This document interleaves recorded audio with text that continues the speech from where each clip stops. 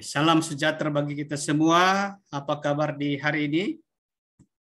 Diharapkan kalian semua tetap sehat-sehat dan senantiasa dalam lindungan kasih dan anugerah Tuhan. Dan dalam pembelajaran IPS kita pada kali ini, kita akan belajar tentang, kita sekarang di bab 2, pengaruh interaksi sosial terhadap kehidupan dan kebangsaan. Nah, yang akan kita pelajari adalah pluralitas masyarakat Indonesia bagian pertama, yaitu perbedaan agama. Perhatikan gambar di samping yang menggambarkan keragaman agama di Indonesia. Masyarakat Indonesia dikenal sebagai masyarakat religius. Beberapa agama dan kepercayaan dapat ditemukan di berbagai wilayah Indonesia. Indonesia juga memiliki banyak suku bangsa. Itulah sebabnya Indonesia kaya dengan budaya atau adat istiadat. Kondisi geografis dan sosial Indonesia juga memengaruhi berbagai kegiatan ekonomi masyarakat. Karena itu, kita dapat menemukan berbagai pekerjaan masyarakat Indonesia di berbagai tempat.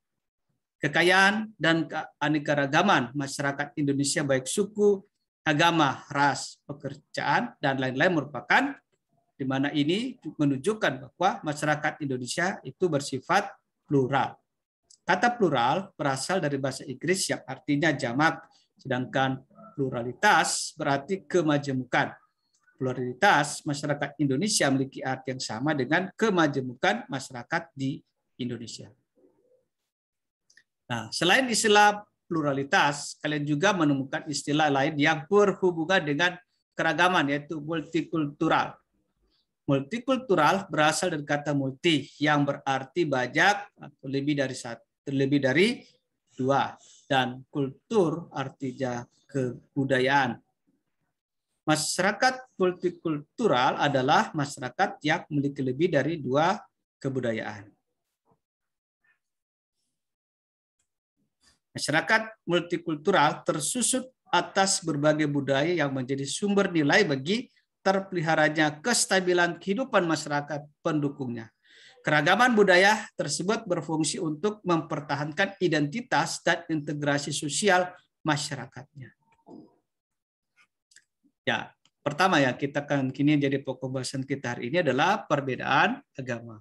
Apakah kalian menemukan berbagai macam agama di lingkungan tempat tinggalmu? Pernahkah kalian mengamati pemeluk agama lain yang sedang melaksanakan upacara keagamaan? Tentu kalian banyak menemukan banyak perbedaan. Kalian mungkin merasa asing dengan upacara persembahyangan agama yang berbeda dengan agama yang kalian peluk. Hal ini wajar karena setiap agama memiliki tuntunan dalam melaksanakan persembahyangan atau upacara keagamaan. Setiap agama memiliki tuntunan cara persembahyangan yang berbeda. Kalian perlu mengetahui bagaimana setiap umat beragama memiliki tempat ibadah dan melaksanakan kegiatan upacara keagamaan atau persembahyangan. Mengapa kita perlu memahami berbagai kegiatan ibadah agama selain yang agama yang kalian anut? Hal ini sangat penting agar dalam diri kita tumbuh sikap saling memahami dan menghargai atau bertoleransi. Toleransi dalam beragama bukan berarti kita mencampur adukan ajaran agama, tetapi saling menghormati dan membantu menciptakan keamanan dan kenyamanan umat beragama lain dalam beribadah. Nah, kita mulai di agama Islam. Agama Islam, pada saat ini agama Islam merupakan agama yang dipeluk sebagian besar masyarakat Indonesia. Di tempat ibadahnya, masjid. Menurut sensus tahun 2010, sebanyak 87,2% penduduk Indonesia beragama Islam. Agama Islam diperkirakan telah sampai di Indonesia pada abad ke-7, yang kemudian diikuti perkembangan kerajaan-kerajaan bercorak Islam di Indonesia. Sebelum kedatangan Islam di Indonesia telah berkembang agama Hindu dan Buddha sejak abad 4 Masehi. Umat Islam memiliki beberapa hari besar yang dirayakan setiap tahun, yaitu Hari Raya Idul Fitri, Hari Raya Idul Adha, Hari Raya Tahun Baru Hijriah, dan Hari Kelahiran Maulid Nabi Muhammad SAW. Hari Jumat juga merupakan hari penting bagi umat Islam. Pada hari Jumat, semua laki-laki wajib melaksanakan ibadah salat Jumat secara berjamaah di masjid. B. Agama Kristen Protestan. Kristen Protestan berkembang di Indonesia selama masa kolonial Belanda VOC sekitar abad yang ke-16. Ini tempat ibadah agama Kristen Protestan. Gereja. Pada abad ke-20, Kristen Protestan berkembang dengan sangat pesat yang ditandai dengan kedatangan para misionaris dari Eropa ke beberapa wilayah Indonesia seperti di wilayah barat Papua, Sumatera Utara, Sulawesi Utara, dan Jawa. C. Agama Kristen Katolik. Kristen Katolik bersama dengan penjelajahan bangsa-bangsa barat ke Indonesia. Kristen Katolik tiba di Indonesia saat kedatangan bangsa Portugis yang diperkuat dengan kedatangan bangsa Spanyol. Ini tempat ibadah Kristen Katolik sama dengan Kristen ya, itu gereja. Salah satu tujuan Portugis ke Indonesia adalah menyebarkan agama Katolik Roma di Indonesia yang dimulai di Kepulauan Maluku pada tahun 1534. Pada tahun 1546 dan 1547, pelopor misionaris Kristen Franciscus Xaverius mengunjungi pulau itu dan membaptis ribuan penduduk setempat. Selanjutnya, para misionaris giat menyebarkan agama Katolik ke berbagai wilayah di Indonesia.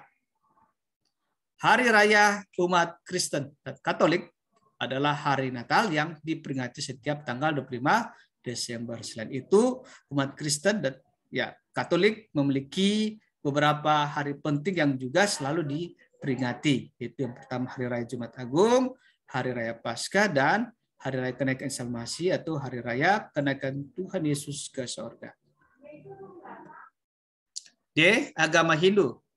Agama Hindu diperkirakan telah masuk ke Indonesia sejak awal abad Masehi. Ditandai dengan berdirinya Kerajaan Kutai dan Kerajaan Tarumanegara yang bercorak Hindu. Beberapa upacara keagamaan pada hari-hari penting agama Hindu. Ada Hari Raya Gelungan, Hari Raya Nyepi, Hari Raya Saraswati. Agama Hindu kaya akan berbagai upacara atau tradisi keagamaan. Nah, tradisi-tradisi warisan agama dan kebudayaan agama Hindu juga memengaruhi kebudayaan Indonesia yang masih berkembang hingga saat ini. Agama Buddha. Perkembangan agama Buddha diperkirakan terjadi bersama dengan perkembangan agama Hindu. Nah, Kerajaan Sriwijaya di Sumatera merupakan salah satu pusat studi agama Buddha di Asia Tenggara. Banyak sarjana dari Tiongkok dan bangsa-bangsa Asia Timur mempelajari agama Buddha di Sriwijaya. Beberapa upacara keagamaan yaitu ada Hari Raya Waisak dan Ulambana. Waisak dirayakan pada bulan Mei pada waktu terang bulan purnama Sidi untuk memperingati 3 peristiwa penting, yaitu lahirnya Pangeran Siddhartha, 2. Pangeran Siddhartha mencapai penerangan agung dan menjadi Buddha, dan yang ketiga, wafatnya Buddha Gautama.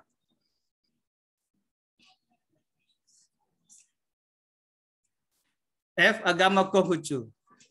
Kehadiran agama Konghucu di Indonesia telah berlangsung berabad-abad lamanya.